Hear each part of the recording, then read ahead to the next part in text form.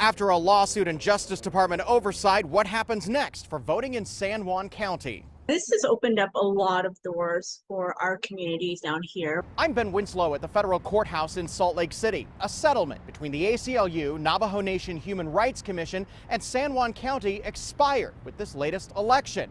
But it may not be over.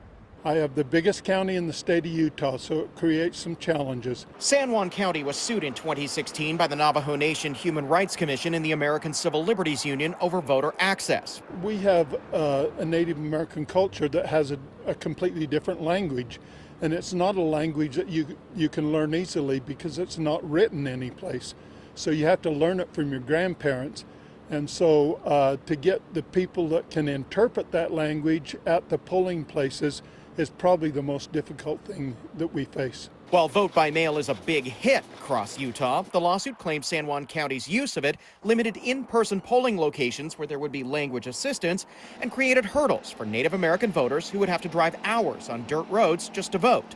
They reached a settlement. With this settlement, we're able to have a lot more drop box ballots at the chapters. We're able to do satellite or early vote locations.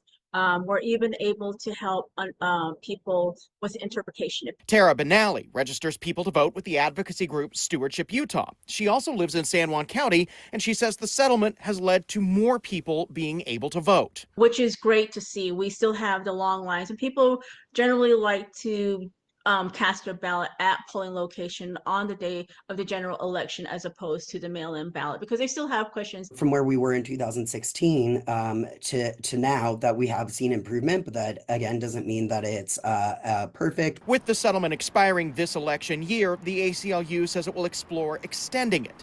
They have a person based in Bluff to keep an eye on voter rights.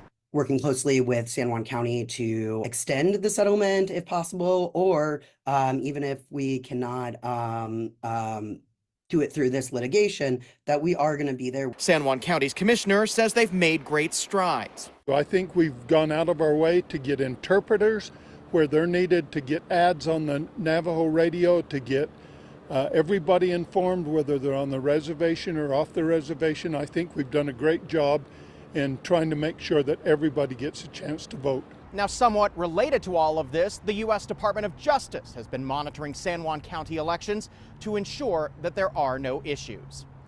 At the federal courthouse in Salt Lake City, Ben Winslow, Fox 13 News, Utah.